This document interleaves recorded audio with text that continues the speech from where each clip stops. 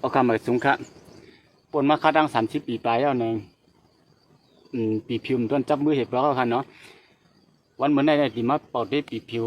ว่าเสียงมันต้องยังตึกตีวันอยู่5ในส่วนขับทางได้เสียงตีลวงไว้อีกค่ะเนาะย้อนตัวว่ามันปนมาค่าตั้ง30 ปีไปแล้วในตามเป่าได้จำกันค่ะเนาะจำมัดถ่อมได้จำกันค่ะพี่น้องๆ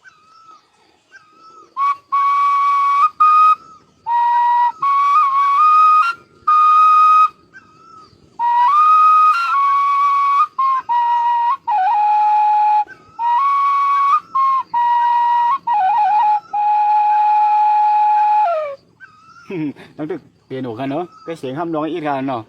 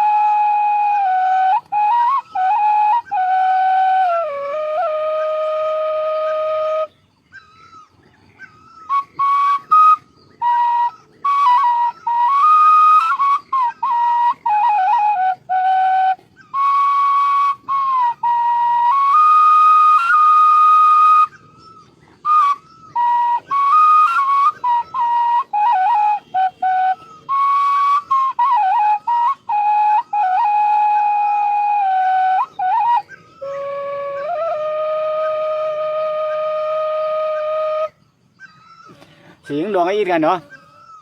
ย้อนตัวมีค่าตั้ง30 ปีไปแล้วในปีผิวเนี่ยจับมือเห็บตัวคบจะไรมือตึกเปลี่ยนลูกอ่อนหมาให้เนี่ยก็ไรวางกันเนาะมือย่ำหลังนั้นเต้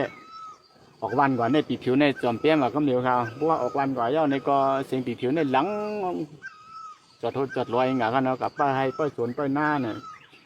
ลืมปีผิวในยังขึ้นมาเอาก่อนเขาเนาะมือย่ำหลังนั้นเต้เต๋าปีผิวกันเนี่ยเป็นบุคคลยี่หน่อเนาะ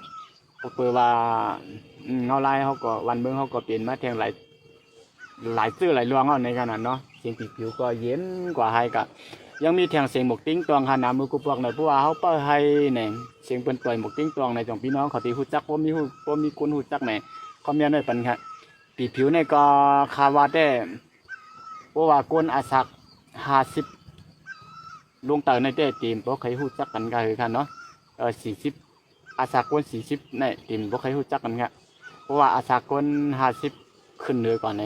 จองตีรู้จักกันกันนะหมกติ้งตองอันวันนั้นกันนะเพราะว่าเขาเปิดให้ในเสียงหมกติ้งตองในนวลในเปิดให้เจ้าในเสียงหมกติ้งตองบนหลังดังขึ้นกันเนาะบางกำมาก็คงจะได้ขึ้นมือก่อ